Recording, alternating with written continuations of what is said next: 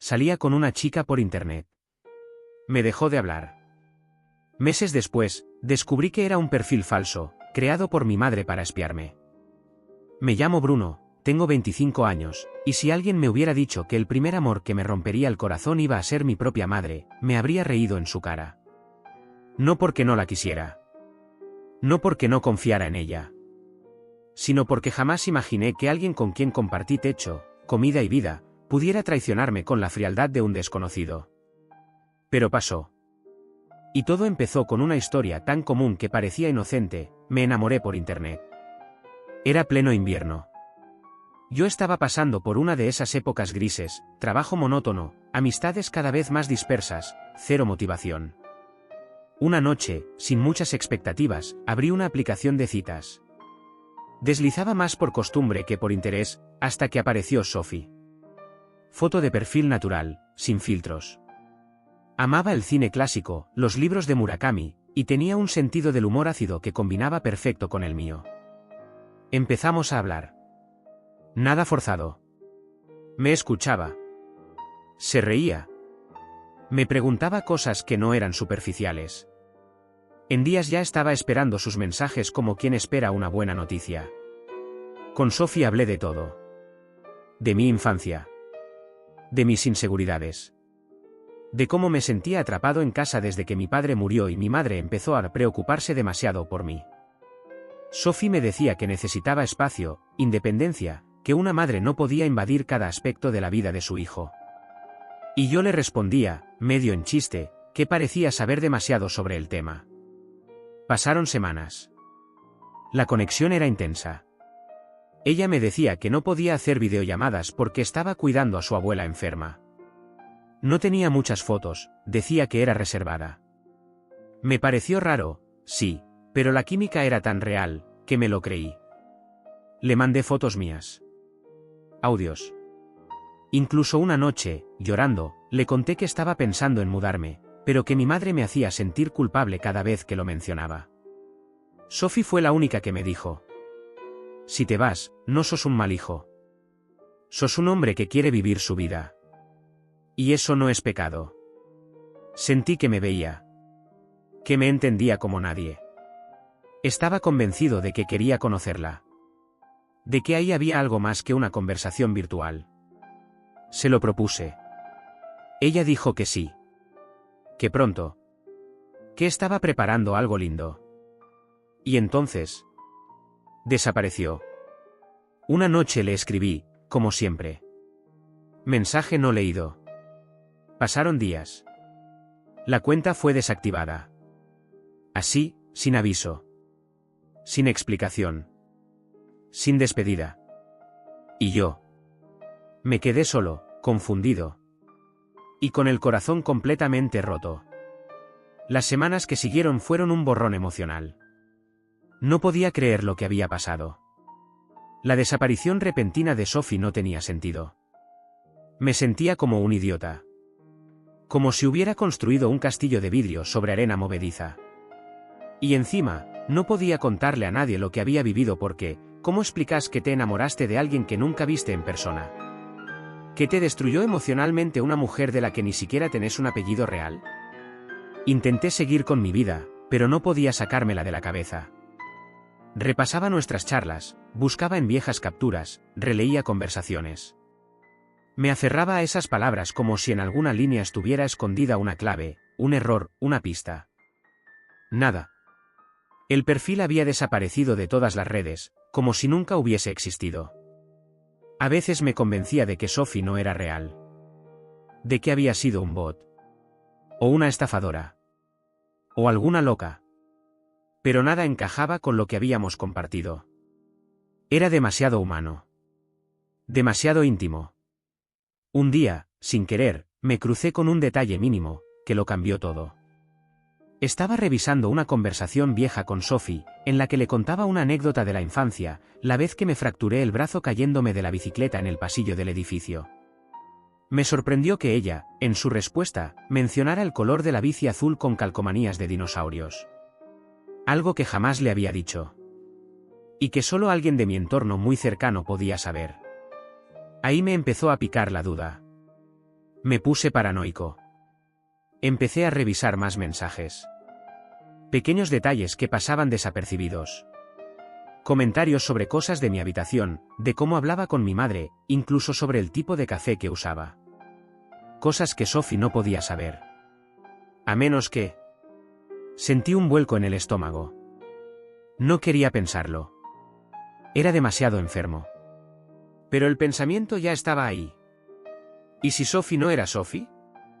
¿Y si alguien que me conocía había creado ese perfil? Me fui directo a la computadora de mi madre. Ella no es buena con la tecnología, pero yo sí.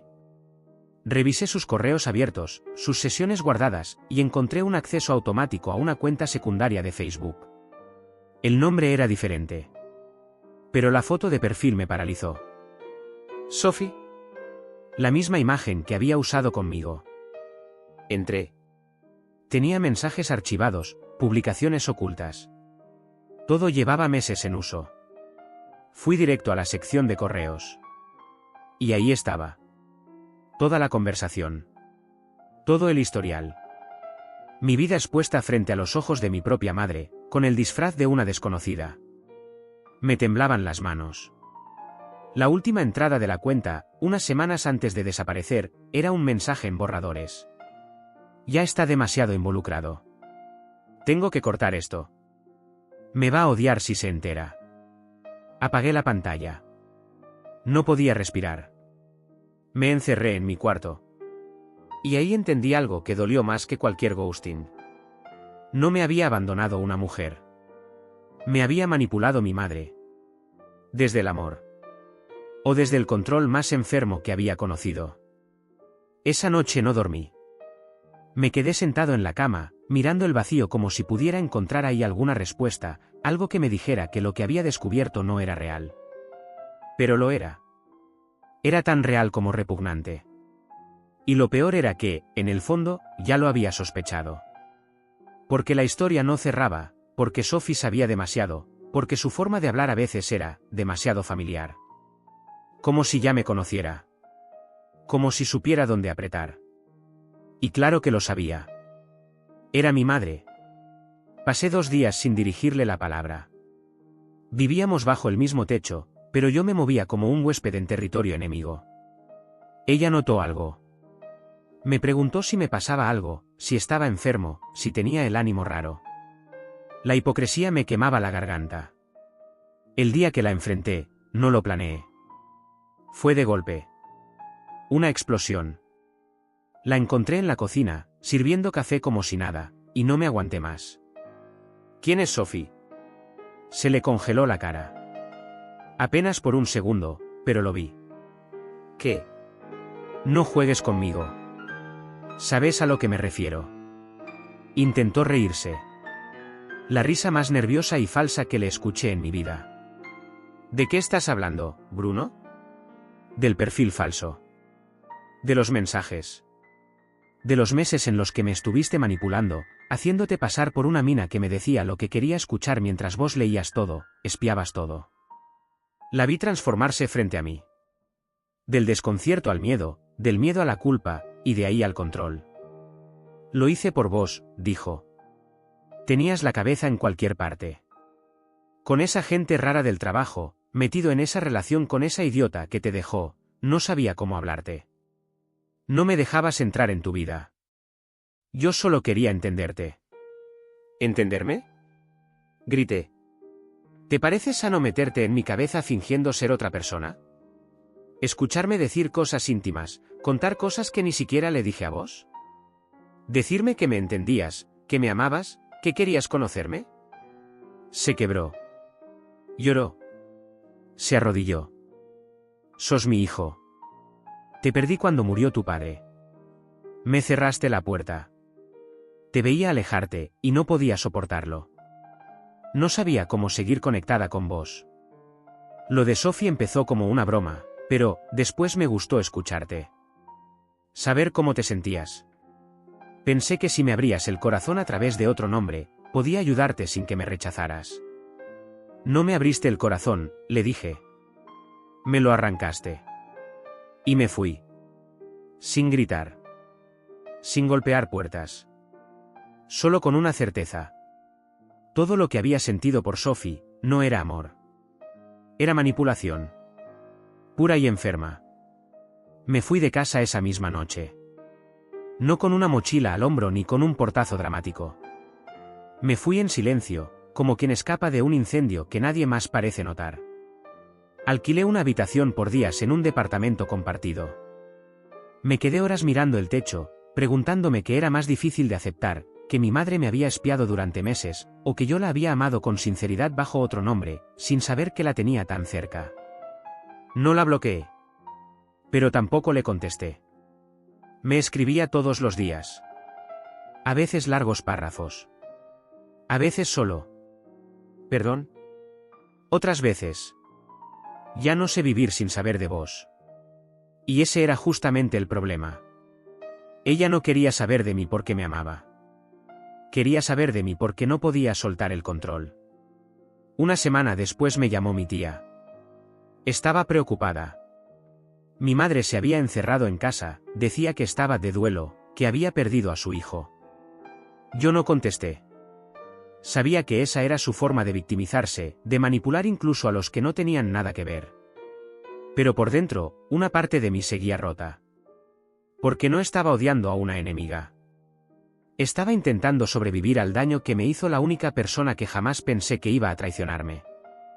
Cuando decidí confrontarla una última vez, no lo hice para cerrar algo. Lo hice porque necesitaba que supiera quién era yo ahora. Entré a casa sin avisar. Ella estaba en la cocina. Me miró como si hubiera visto un fantasma. No corrió a abrazarme. No lloró. Solo me dijo: «Gracias por venir». Me senté. La miré fijo. «Voy a decir esto una sola vez», dije. «Lo que hiciste fue abuso emocional. Fue invasión. Fue perverso. No me interesa si lo hiciste por amor. El daño está hecho. Y yo no tengo ninguna obligación de perdonarte».